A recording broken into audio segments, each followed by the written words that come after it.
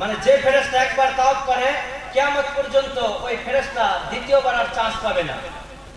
এরপরে হলো সিদরাতুল মুনতাহা, সৃষ্টিকুলের শেষ সীমানা।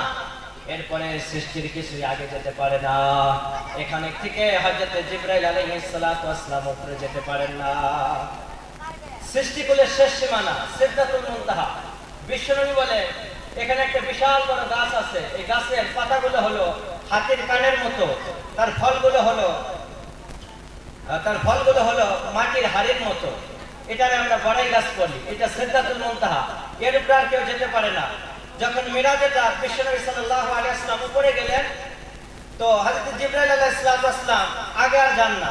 তো বিশ্বনবী বললেন আসো না কেন, আসো। হযরত জিবরাইল আলাইহিস সালাম বললেন হে আল্লাহর নবী, আগে যাওয়ার অনুমতি নেই, আরেকটু আগে গেলে আমি পুরো সরকার হয়ে যাব। এখান থেকে সৃষ্টিকুলের শেষ সীমানা।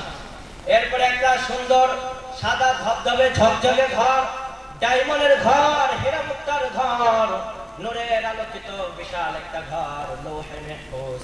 এই যে আপনারা কোরআনের আলো কথা শুনছেন, এই ঘরটাই হলো কোরআনের ঘর। এই কোরআনের ঘর লৌহে মাহফুজ থেকে কোরআনকে নাযিল করা হয়েছে। এই ঘরের মধ্যেই আমাদের তাকদীর রয়েছে, আমাদের ভবিষ্যৎ। এই জন্য আমরা বিশ্বাস করি একজনকে, তিনি কে। এখানে আমাদের তাকদীর আছে এবং সেটা হলো লৌহে মাহফুজ, কোরআনের ঘর। এখানে যা কিছু থাকে মাহফুজ।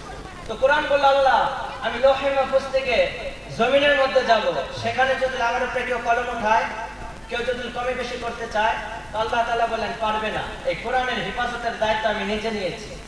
কেউ কিয়ামত পর্যন্ত চাইলেও কোরআনের মধ্যে একটা হরফ কাটতে পারবে না।